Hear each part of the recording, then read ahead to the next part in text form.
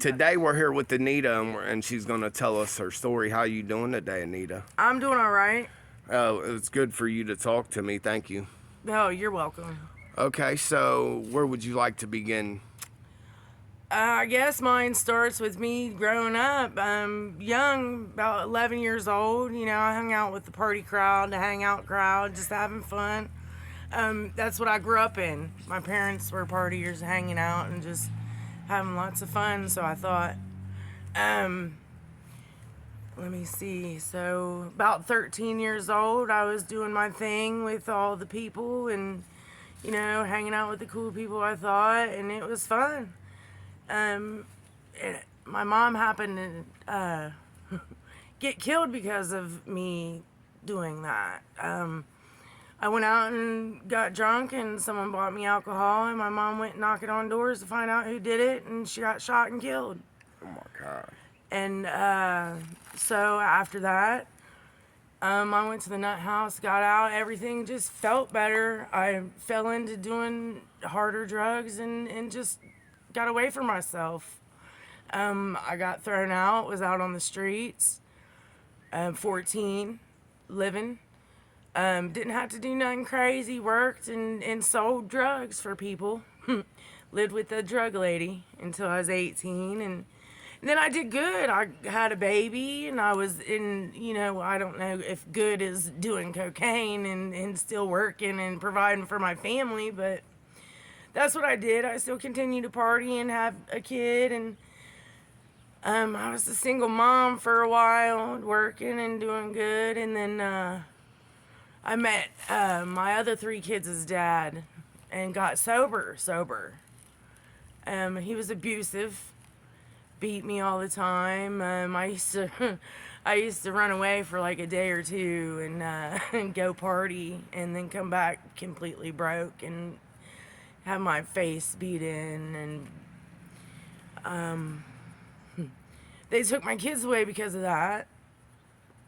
And then I lost myself. I stayed with him 10 years because he threatened me. He told me I could have my kids if I stayed with him. They was with his mom because my parents and family was gone. So I thought, okay, I don't have nobody. If I want to see my babies, I'll have to do what he wants me to. So for about 10 years I did. Stayed sober, worked 2 jobs, took care of him.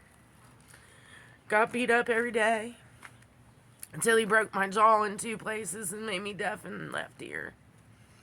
And went to prison for that. And I finally left him. But when I left, his mom still had my kids.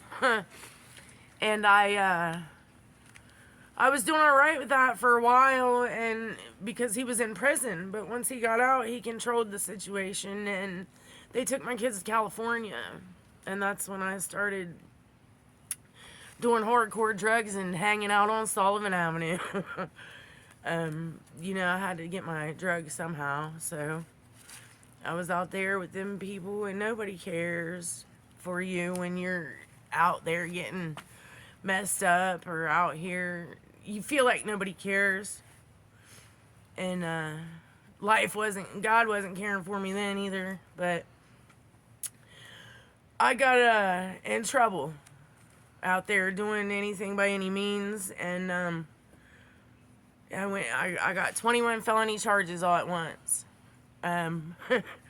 They was threatening 21 years of my life in prison for not even anything serious. I wrote bad checks. A lot of bad checks, but yeah. So first time I ever got in trouble, and I was gonna go do 21 years. And all because of some crazy addiction I have. All because my life sucked. How long did you end up getting? I ended up getting, I had 5.5 years on the shelf, but since it was my first time, they tried probation with me. But I couldn't quit getting high or living, you know. I didn't know how to live in the world or communicate with anybody or deal with feelings or anything. So I just kept doing that. Like, they gave me the diversion program, which means in a year, like, I wouldn't even get any felonies. But I couldn't quit getting high. So I ended up going to a rehab. They gave me 3 chances before I finally got locked up for a while. I only did 6 months. But that was the best 6 months of my life. I did it at CBCF, which is our, not prison, but it's like prison. And I had never been locked up besides the nut house in anywhere. And I've never stopped indulging myself in 20-some years until I went there. And I thank God that happened to me, because I'd be dead today if I didn't go there. They have some great programs, like, I mean, and nobody wants to go and get in trouble to have to do the right thing, but sometimes it takes that.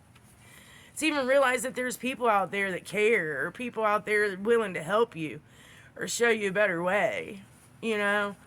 And I knew that. Like, it's not like I didn't know that I could be better or do the right thing.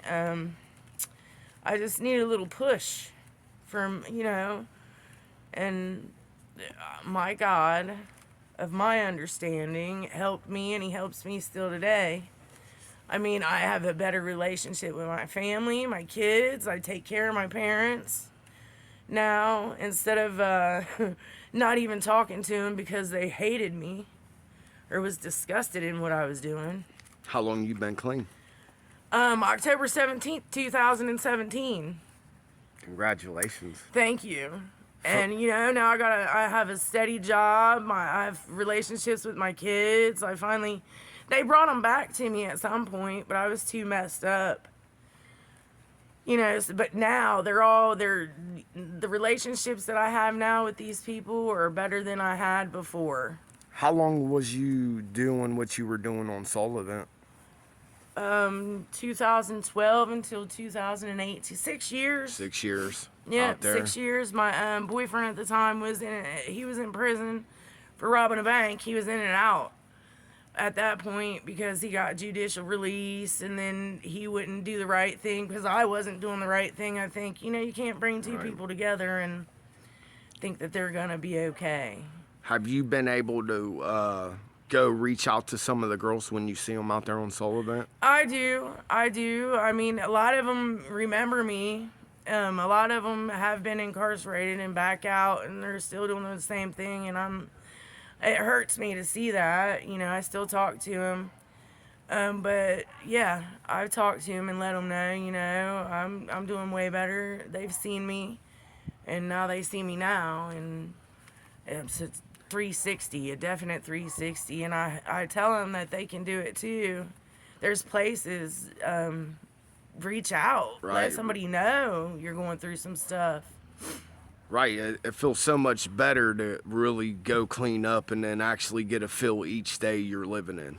Absolutely, yeah. You It's know, wild. Everything's brighter. The birds are chirping. Right. You know, the sun's shining. You know the date. You know Yeah. it's. I mean, you know, I know that I'm gonna wake up and I'm not gonna be sick and groggy, and I'm gonna go see people and talk to people, and it's gonna mean something to me. You know, Right. not I have to be forced to go do this. You know.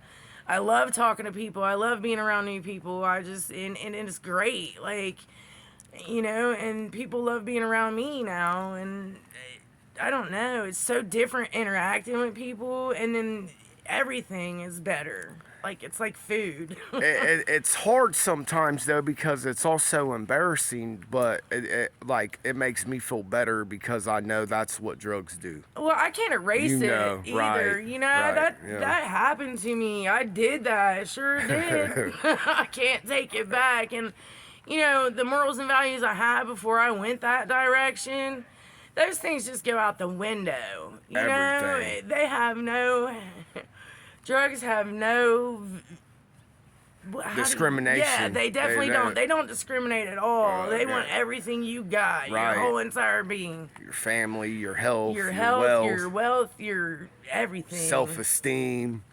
It's all going. It Yeah, ain't just it is. little And bit. you could be the best on top business person. It just take one thing. One slip up and you're done. Yeah, and you're Yep. done. And we all put our pants on one leg at a time, unless you're paying someone to do it.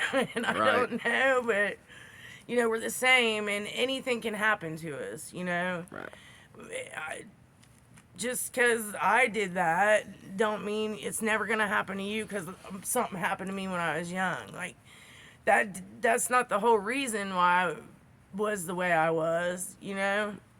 I can't blame that. I can blame myself. I think also what makes me feel a little bit better is like if I was out there and today how things are going, you're not gonna live.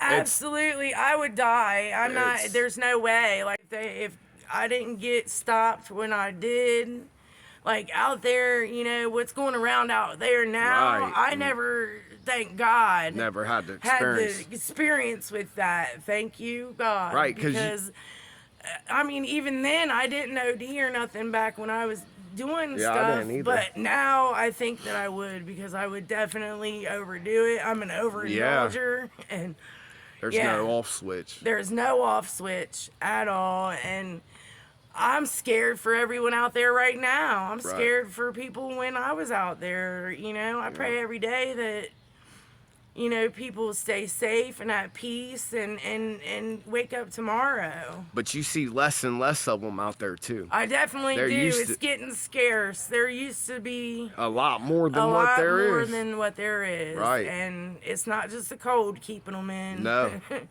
It's and we're selling it to each other. We're giving it to each other, and we don't care, all for money. Right. People know that. That's going to hurt them. Yep. I think it's disgusting, and I can't really truly. It's like a dream all those years I was doing that. Like, 'cause you don't remember hardly anything. It's a big black fog, and it's crazy how fast time does go in that too, ain't it? Like you wake up and you're old and you're like, fuck, I remember being, 13 years old. yeah, I remember when I could do that. Well, Nita, we're gonna cut this go. I don't know who. I must have knew who that was in the truck. You're famous. Yeah, just Yeah, I must. I don't know. It's probably somebody from work. I don't know. But I really appreciate you shooting this video. One last thing: is there any advice that you could give that would maybe help someone not go through what you would have went through? Is there anything you think that you would have did that may have prevented all this? I don't know. I think I needed to accept help early on. I needed to not. I needed to trust the people that's been there. Because the people that were there were telling me, you're going the wrong way, you're doing the wrong thing, and I just wanted to do what I wanted to do. So I just listen and take advice, heed advice better, and know that there's a way out, and know that life didn't have to be that way. You don't have to live that way. You really don't, huh? You don't. It ain't, no. It's greener over here. Right. It is The crazy. grass is greener. You come out of a nightmare, and it's like, it really is. It's like a coma. And I know truly today I could never live that again. No, I wouldn't last one day. I Right. don't even want to have to. I go take the public transportation over on Sullivan Avenue, and it scares me. Right. I don't want to be over there because I get propositioned and things even now, and I don't, Yeah. But Well, thank you. you're welcome. Thank you. And I'm going to post this today. All right. Well, I hope I helped somebody. I hope you do too, and we will talk again. All right. Thank you.